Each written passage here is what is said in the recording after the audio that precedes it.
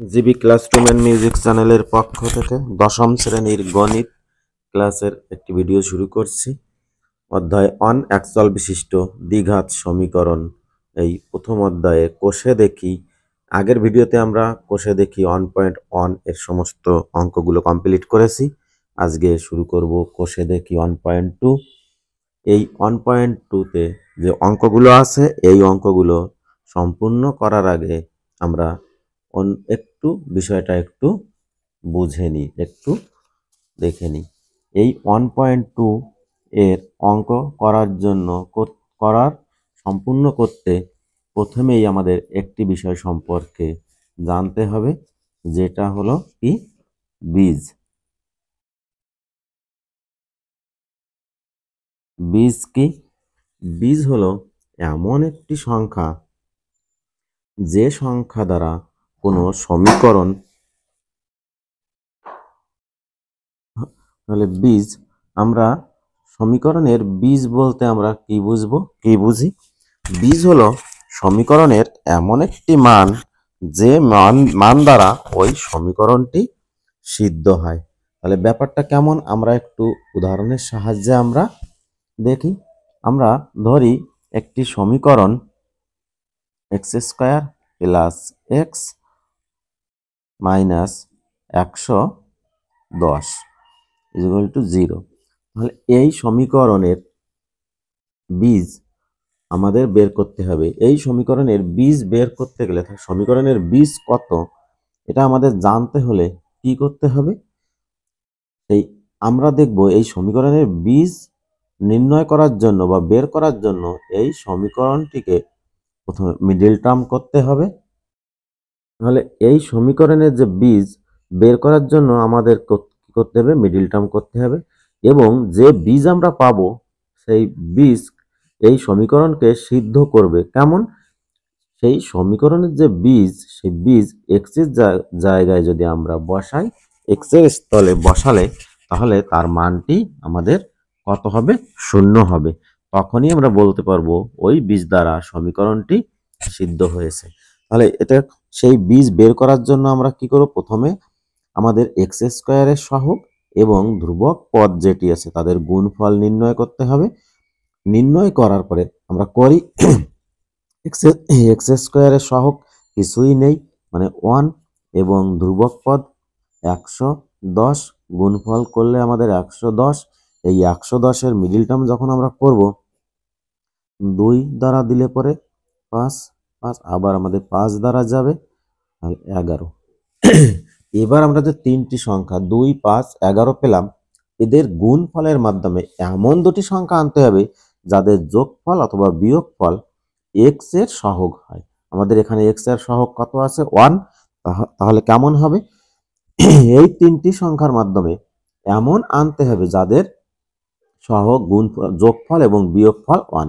তাহলে আমরা যদি দেখি 2 এবং 11 গুণ করলে 22 এবং 5, তাহলে এদের যোগফল বিয়োগফল কখনোই এক হবে না। আমরা যদি 5, 11, 55, তার সঙ্গে 2 যোগ বিয়োগে আমাদের এক হবে না। আমরা যদি 5 দুগুণে কত করি? 10 এবং আমাদের 11, তাহলে 10 এবং 11 এদের যোগফল অথবা বিয়োগফল কোনো একটা আমরা দেখতে পাচ্ছি আমাদের এক্স এর সহগ 1 আসবে। তাহলে আমরা এটা কেমন ভাবে করব? বা x square plus x into, আমরা এখানে কি কেমন 10 এবং 11 বিয়োগ ফলের মাধ্যমে আমাদের 1 আসে। তাহলে আমরা কি করব? এখানে 11 বিয়োগ 10 মাইনাস 111 ইকুয়াল টু 0, বা এক্স স্কোয়ার প্লাস, আমরা plus plus plus 11x plus minus 10x minus 111 equal to 0, বা আমরা এখান থেকে কমন নিতে পারি এই এক্স, এখান থেকে এক্স প্লাস 11, এখান থেকে আমরা মাইনাস 10 কমন যায়, এক্স মাইনাস মাইনাসে প্লাস 11 ইকুয়াল টু 0। এবার আমরা দেখছি এই পদ এবং এটা একই আছে, অতএব আমরা এটা আগে ক্লাস নবম শ্রেণীতে শিখে এসেছি, এই অষ্টম শ্রেণীতে শিখেছি। কমন নিলে এক্স মাইনাস 10 ইকুয়াল টু 0। এবার আমরা দেখতে পাচ্ছি যে এখানে দুটো রাশির গুণফল 0। দুটো রাশির গুণফল 0 হওয়ার অর্থ তারা পৃথক পৃথকভাবে 0। অর্থাৎ আমরা যে কোনো এই রাশিটির মান 0 হতে পারে বা এই রাশিটির মান বা যে কোনো একটা রাশির মান 0। ব্যাপারটা কেমন? আমরা যদি দেখি a গুণ b ইজ ইকুয়াল টু 0, তার অর্থাৎ এটার মানে কি a is equal to 0, a গুণ 0 সমান সমান 0, অথবা a b সমান সমান b এর মানটি 0, b এর মানটি 0, তাহলেও তখনও 0, অথবা a 0 b 0 তখনও 0। তার মানে এই তিনটি হয়তোবা a সমান সমান 0, নতুবা b সমান সমান 0, না হলে দুটির মানই 0, তখনই হবে। তার মানে আমরা দেখতে পাই দুটো রাশির গুণফল 0, তার মানে তারা পৃথক পৃথক ভাবেও 0। তার মানে আমরা এখান থেকে কি করতে পারি, হয় হয়তোবা x plus 11 equal to 0, x is equal to minus 11। আমরা নয়তোবা কি করতে পারি, নয় x minus 10 is equal to 0, x is equal to 10। তার মানে আমাদের কি হলো, x এর মান মাইনাস 11 এবং x এর মান 10। তার মানে আমাদের x সমান সমান আমরা কি লিখতে পারি, 10 এবং মাইনাস 11। এই x এর মান যে আমাদের এখানে দুটো সংখ্যা বেরিয়েছে, x সমান সমান 10 এবং মাইনাস 11, এই দুটো সংখ্যাই হলো এই সমীকরণের বীজ। তার মানে আমরা x এর জায়গায় যদি এখানে 10 বসিয়ে দেই তাহলেও এই বাম পক্ষের মানটা 0 হবে। আবার x ইজ ইকুয়াল টু যদি আমরা 11 মাইনাস 11 বসিয়ে দেই তখনও আমরা দেখব এই সমীকরণের এই মানটি, বাম পক্ষের মানটি 0 হবে। তখন আমরা বলতে পারবো যে এই সমীকরণটি এই দুটো সংখ্যা মানে এই দুটো বীজ দ্বারা সিদ্ধ। ঠিক, আমরা তাহলে বীজ কি আমরা একটু জেনে নিলাম। তাহলে আমরা দ্বিঘাত সমীকরণের দুটি বীজ পেলাম। দ্বিঘাত সমীকরণের দুটি বীজ। এবার আমরা অধ্যায় 1.1 এ আমরা দেখেছি দ্বিঘাত সমীকরণের একটি সাধারণ রূপ আমরা দেখেছি, যেমন a x square plus bx plus c is equal to 0, যেখানে a b c বাস্তব সংখ্যা এবং a not is equal to 0। এই যে দ্বিঘাত সমীকরণের একটা সাধারণ রূপ, এই সমীকরণের এখানে বাস্তব সংখ্যা আমরা এটা a b c বাস্তব সংখ্যা এবং a not is equal to 0। এবার এই সমীকরণের যদি আমরা ধরে নিই যে এই সমীকরণের যে দুটি বীজ, একটা আলফা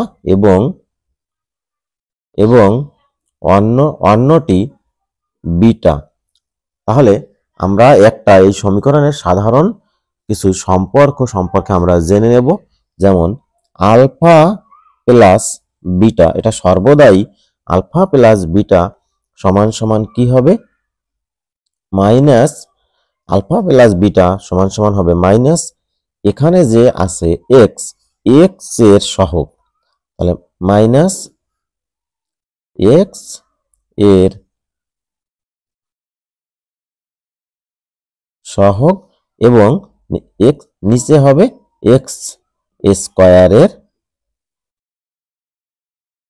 সহগ। তাহলে কেমন হলো, মাইনাস এক্স এর সহগ কি আছে বি এবং এক্স স্কয়ারের সহগ এখানে কি আছে এ। এই যে আমরা আলফা প্লাস বিটা সমান সমান মাইনাস এ বাই বি একটা সম্পর্ক পাওয়া গেল। এবং আরেকটা সম্পর্ক আমরা কি দেখব, যে আলফা ইন্টু বিটা যদি আমরা দেখি, আলফা ইন্টু বিটা সমান সমান কি হবে, সমীকরণের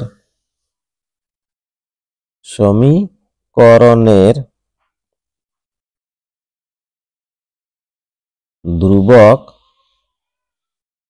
সংখ্যা এবং নিচে হবে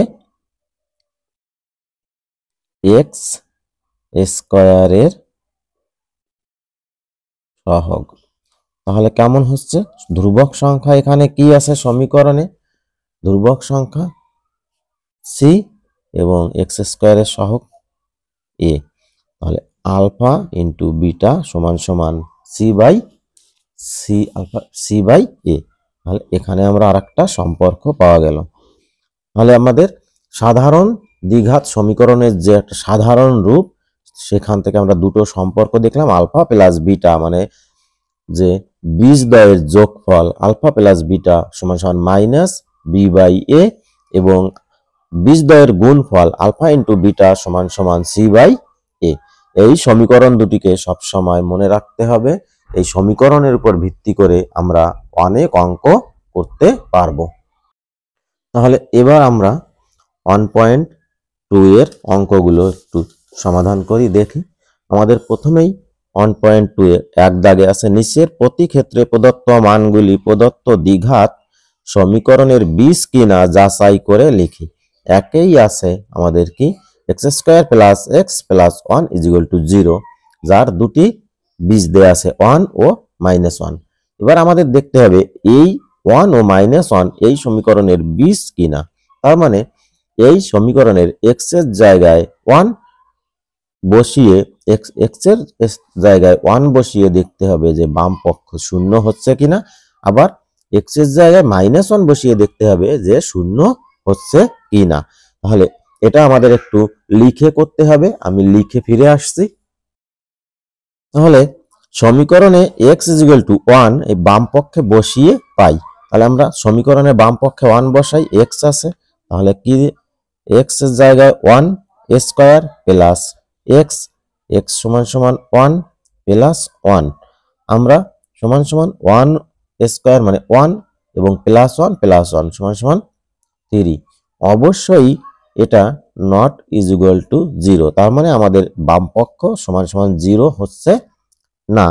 ঠিক একই রকম ভাবে সমীকরণে আমরা এখানে সমীকরণে x ইজিক্যাল টু -1, আমাদের আরেকটা বীজ আছে -1, বাম পক্ষে বসিয়ে পাই। -1 আমরা যদি বসাই তাহলে কি হবে? x এর মান -1 তার স্কয়ার প্লাস এখানে x এর জায়গায় -1 প্লাস 1। আমরা এটাও যদি দেখি, আমরা বসাই, তাহলে কেমন হচ্ছে? -1 স্কয়ার মাইনাস মাইনাসে প্লাস, প্লাস 1 প্লাসে মাইনাসে -1 প্লাস 1, আমরা প্লাস 1 -1 কেটে যাচ্ছে সমান সমান 1। তো এটাও আমরা দেখতে পাচ্ছি নট ইজিক্যাল টু 0। তাহলে আমরা 1 বসিয়ে দেখতে পাচ্ছি নট ইজিক্যাল টু 0 হচ্ছে, এবং বাম পক্ষে -1 বসিয়েও দেখতে পাচ্ছি নট ইজিক্যাল টু আমাদের 0 হচ্ছে। তার মানে এই সমীকরণের যে 1 এবং -1 এই দুটো বীজ দ্বারা এই সমীকরণটি বাম পক্ষে 0 হচ্ছে না, তার মানে সমীকরণটি সিদ্ধ হচ্ছে না। তাহলে আমরা বলতে পারি যে এই সমীকরণের 1 ও -1 বীজ নয়। আমরা আসি। তাহলে আমরা দেখতে পাচ্ছি, লিখে ফিরে এলাম, 1 ও -1 প্রদত্ত সমীকরণের বীজ নয়। আমরা আজকের ভিডিও এখানেই শেষ করছি। ছোট ছোট অংশে ছোট ছোট পার্টে ভিডিওগুলো আমি দেব। এর পরের ভিডিওতে এক দাগের 2 যে অঙ্ক, সেখান থেকে অঙ্কগুলো পরের ভিডিওতে করব। আজকের ভিডিও এখানেই শেষ করছি। শিক্ষার্থীদের যদি কোনো সমস্যা হয়, অসুবিধা হয়, অবশ্যই আমাকে কমেন্ট করে জানাবে, আমি সমস্যার সমাধান করব।